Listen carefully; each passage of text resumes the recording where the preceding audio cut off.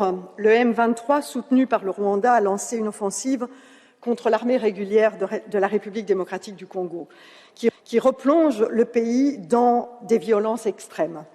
Alors ces violences et l'instabilité dans la région, vous le savez, ne datent pas d'aujourd'hui et trouvent leur source essentiellement dans la question des ressources du sous-sol de cette région.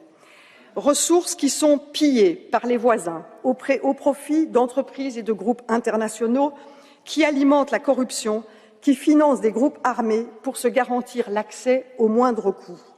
Alors nous devons absolument plaider pour une solution régionale, à court terme et à moyen terme. Bien entendu, à court terme, la question humanitaire doit être prise en compte pour les personnes déplacées. Mais si nous ne faisons que du court terme, nous serons toujours à nouveau dans le même cycle de violence. Et donc, une résolution régionale du conflit est importante. Nous devons lutter contre la corruption et mettre des sanctions sur des personnes, des entreprises telles que M. Dan Gertler, qui est un opérateur excessivement puissant aujourd'hui en RDC, sanctionné par les Américains et pourtant qui trouve refuge en Europe pour cacher son argent.